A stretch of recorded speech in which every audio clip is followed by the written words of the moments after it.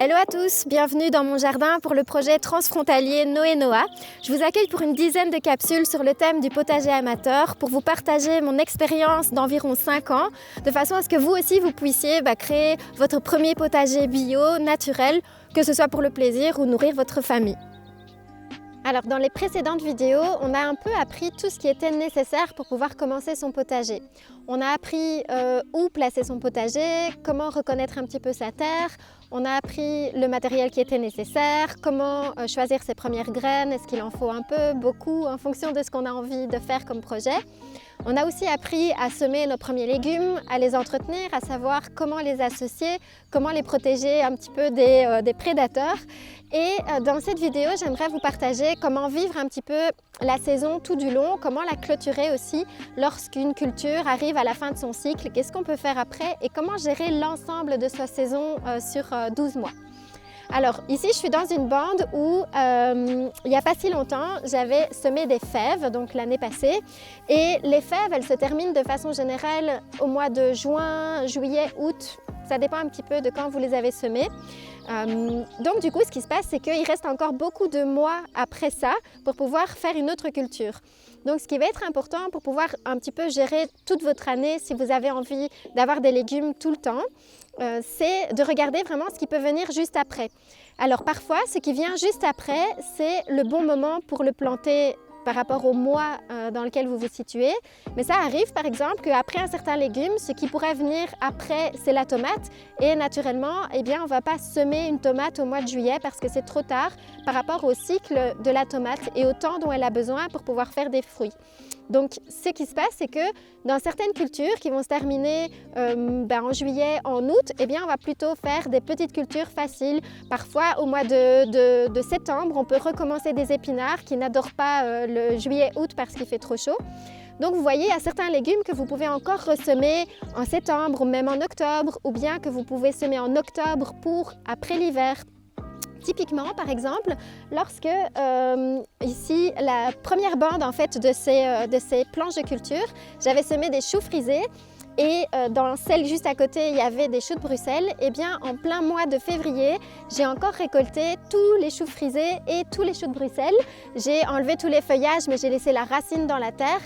J'ai enlevé tous les feuillages de choux de Bruxelles qui sont dans la brouette derrière moi.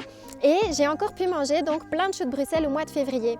Alors, on se doute qu'évidemment, ils ont été plantés l'année passée et ils peuvent tout à fait traverser l'hiver. Donc, ce qui va être important, c'est de connaître combien de temps votre légume va rester. Est-ce que ça vaut la peine au mois de septembre de ressemer encore quelque chose? Et si oui, est-ce que c'est le bon légume après ce légume-là? Et si ce n'est pas le cas et qu'on a terminé un cycle de légumes, on peut tout à fait, par exemple, semer des engrais verts pour pouvoir nourrir la terre pour la prochaine culture l'année d'après. Donc, les engrais verts, ça va être, par exemple, la facélie, de la moutarde ou ce genre de choses. Donc, pour se préparer à un changement de culture, c'est important aussi de connaître un petit peu le cycle et se dire a priori, ce légume, il va se terminer vers juillet-août. Est-ce que du coup, en juillet, je pourrais déjà semer quelque chose dans des petits pots qui va pouvoir remplacer la culture directement après la récolte? Si pas, quand j'ai terminé, je vais couper toutes les feuilles dont j'ai plus besoin et les coucher directement sur le sol. Un petit peu comme dans la forêt, ça va se dégrader, ça va nourrir la terre sur place et je vais couvrir, comme je l'ai fait ici, avec de la paille ou du foin pour pouvoir recouvrir complètement le sol et le protéger des intempéries en hiver. La neige viendra dessus, elle va fondre, elle va descendre dans la terre et tout ça va faire un chouette mélange avec les végétaux qui sont en dessous.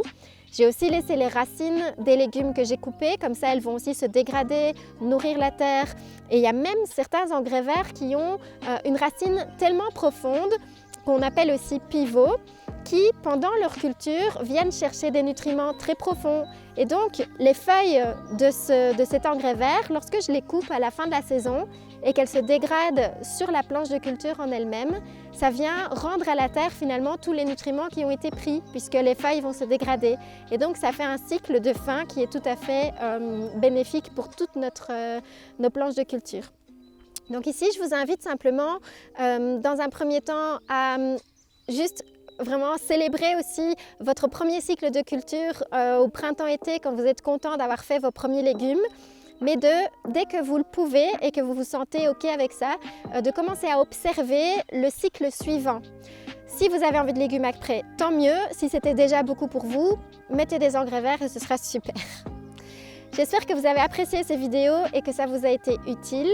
Toutes les informations complémentaires nécessaires qui sont plus théoriques auxquelles vous référez sont toujours dans les fiches. Il y a aussi des tableaux, des exemples, des rappels de photos, etc. De façon à pouvoir reconnaître un plant, reconnaître un légume, reconnaître une maladie. Mais naturellement, comme vous vous en doutez, eh bien, le potager, c'est quelque chose qu'on apprend chaque année un peu sur le tas. On découvre d'année en année une maladie qu'on n'avait pas eue celle la fois d'avant ou un légume qui a poussé tout seul qu'on n'avait pas eu avant. On continue à faire ses propres lectures et naturellement, il y a tellement à apprendre sur la nature que ce n'est pas en 10 vidéos qu'on pourra tout assimiler. Je vous souhaite surtout de vous épanouir dans votre jardin, de tester par vous-même, de vous autoriser à essayer des choses et d'apprendre de vos propres gestes. Merci!